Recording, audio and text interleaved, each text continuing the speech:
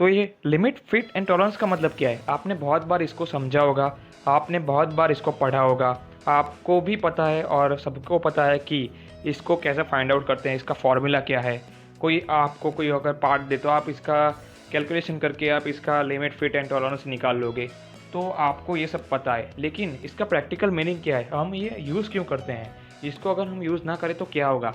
सभी आप इंटरव्यू में जाते होंगे तो सभी इंटरव्यू में आपको ये क्वेश्चन तो पूछते ही है, 90% तो ये क्वेश्चन सभी लोग पूछते हैं कि लिमिट फिट टॉलरेंस जो है वो है तो सही, बट वो हम यूज़ क्यों करते हैं। ठीक है, तो अगर यूज़ ना करें तो क्या होगा।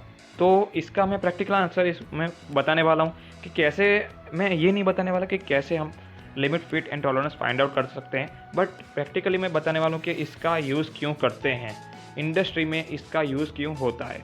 तो इस वीडियो को एंड तक ज़रूर से देखना, और अगर आपने मेरे चैनल को सब्सक्राइब ना किया हो तो सब्सक्राइब ज़रूर कर लेना एंड बेल आइकन को भी से प्रेस कर देना, ताकि आपको जब भी ऐसी प्रैक्टिकल नॉलेजेबल वीडियोस चाहिए तो मैं जब भी इसकी वीडियो शेयर करूँ तो आपके पास इसकी नोटिफिकेशन आ जाए। तो चलिए फ्रेंड्स आगे बढ़ते हैं। तो चलिए सबसे पहले बात कर लेते हैं लिमिट की, कि लिमिट का मतलब क्या है। तो दोस्तों किसी ने हमें कोई साफ्ट मैन्युफैक्चर करने को बोला, ठीक है, कि 71 mm का साफ्ट मुझे बना कर दो, किसी ने हमें ऐसा बोला, ठीक है। तो सबसे पहले हम क्या करेंगे, सबसे पहले हम इसकी डिज़ाइन करेंगे, ठीक है।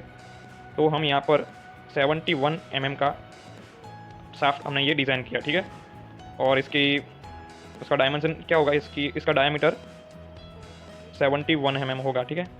जब भी ये डिज़ाइन हो जाएगा तब हम क्या करेंगे, इसको मैन्युफैक्चर करने के लिए मशीन में लेकर जाएंगे और मटेरियल को मशीन में लेकर जाएंगे और मटेरियल कट कर हमें एक ये 71 mm का डायमीटर का साफ्ट हमें प्रोड्यूस करके देगा, ठीक है।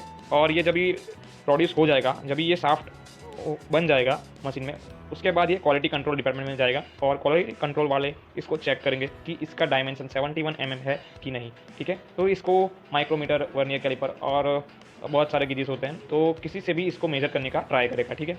तो क्या होगा, इसको जब भी मेज़र करने का ट्राई करेगा तो कोई माइक्रोमीटर, वर्नियर कैलिपर और कोई भी इंस्ट्रूमेंट नया तो नहीं होगा, पुराना होगा और शायद घिस भी गया होगा। तो इसीलिए इसको जब भी मेज़र करेंगे तो एग्जैक्ट 71 mm नहीं आएगा इसका डायमीटर, थोड़ा सा ऊपर नीचे तो होगा ही, 71.0001 mm या फिर 71.005 mm या फिर 69.999 mm, ऐसा थोड़ा सा एरर आएगा, बट 71 mm एग्जैक्ट तो नहीं ही होगा। क्यों? क्योंकि ये जो हम मैन्युफैक्चर करते हैं तो हमें 71 mm का एग्जैक्ट डायमीटर वाला हमें साफ्ट बनाना है, ठीक है। तो 71 mm का डायमीटर के साफ्ट को बनाना लगभग इम्पॉसिबल है, क्योंकि इसमें अलग अलग ग्रेडेशन होते हैं, grade 1, grade 2, grade 3, grade 4, grade 5, grade 6, grade 7, grade 8, ऐसा बहुत सारे ग्रेडिस होते हैं। तो इसमें अगर हम जितना 71 mm को रीच करेंगे, जितना 71 mm के नज़दीक जाएंगे, उतना ग्रेडेशन हाई होता जाएगा और उतनी कॉस्ट हमें ज़्यादा इसकी कॉस्ट हमें ज़्यादा पे करनी पड़ेगी, इसकी कॉस्ट ज़्यादा लगेगी इसमें। तो जितना 71 mm से तक रीच करेंगे, जितना 71 mm से नज़दीक जाएंगे, उतना इसका मैन्युफैक्चरिंग कॉस्ट बढ़ जाएगा।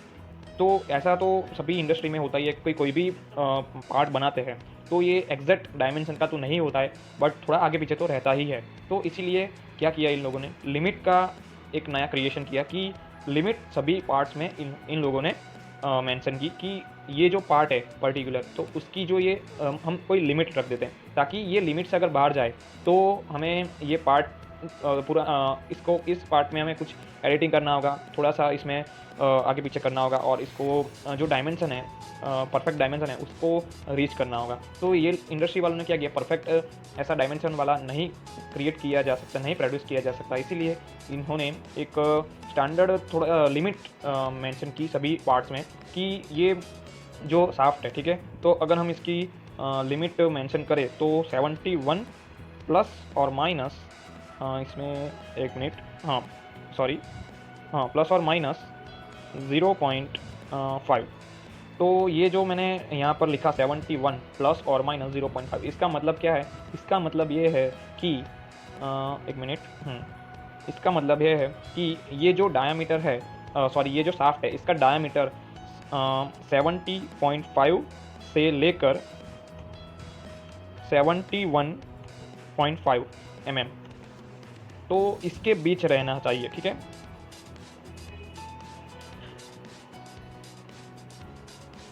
इसके बीच ही रहना चाहिए, इससे कम और इससे कम या फिर इससे ज़्यादा नहीं होना चाहिए शाफ्ट का डायमीटर।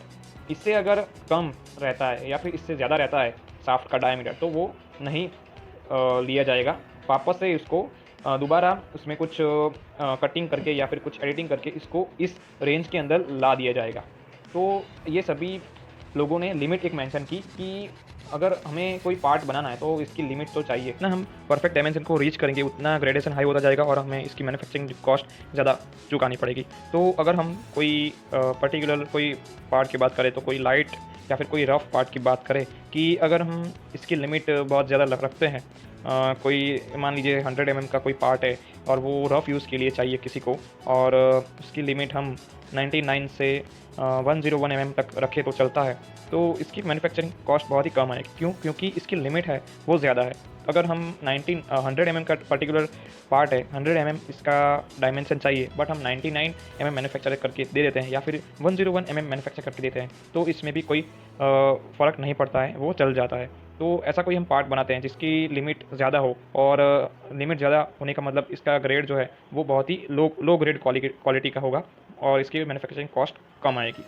और कोई हम ऐसे पर्टिकुलर स्पेसिफिक पार्ट की बात करें जो जिसकी लिमिट बहुत ही कम हो, और लिमिट कम का मतलब क्या कि इसका ग्रेड ज़्यादा होगा, और ग्रेड ज़्यादा होने के वजह से क्या होगा कि इसकी लिमिट कम होगी और परफेक्ट डायमेंशन के अनुसार ही हमें मैन्युफैक्चर करना होगा। अगर थोड़ा सा भी ऊपर नीचे हो गया, सपोज़ 100 mm का जो डायमीटर वाला कोई हमें पार्ट जो है वो डायमेंशन वाला हमें बनाना है, तो इससे थोड़ा भी आगे पीछे हो गया, मतलब अगर हम 99.5 mm प्रोड्यूस करके दे देते हैं या फिर 100.5 mm करके दे देते हैं, तो ये नहीं चलता है, क्योंकि ये जो पार्ट है वो बहुत ही स्पेसिफिक है और ये इसका यूज़ हमें बहुत ही ऐसी जगह पर करना है जिसमें इसका लिमिट मतलब इस परफेक्ट डायमेंशन होना बहुत ही ज़रूरी है।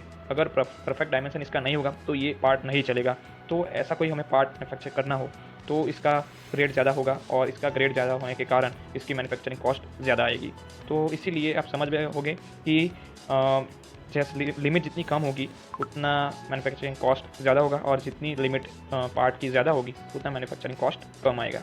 तो इसीलिए लिमिट का क्रिएशन हुआ कि लिमिट अगर सब में स्पेसिफिक करे कि इतनी लिमिट इस पार्ट में चाहिए, तो इसका कॉस्ट भी हम इसके मैन्युफैक्चरिंग कॉस्ट में भी हम कंट्रोल कर सकते हैं, और कितनी कॉस्ट लगेगी वो भी हम बता सकते हैं।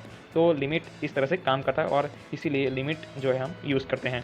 तो दोस्तों, लिमिट का मतलब आपने समझ लिया, बट फेट का मतलब क्या है, टॉलरेंस का मतलब क्या है?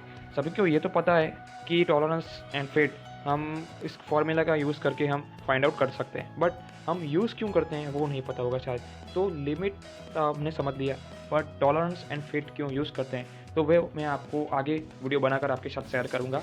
तो अगर मैं इस वीडियो में कुछ भी गलत बोल गया हूँ तो मुझे कमेंट बॉक्स में लिखकर ज़रूर बताना। मैं आपकी कमेंट से सीख कर नई वीडियो बनाने का ट्राई करूँगा और आपको समझाने का ट्राई करूँगा। तो चलिए फ्रेंड्स, अभी के लिए चलता हूँ। Thank you for watching this video.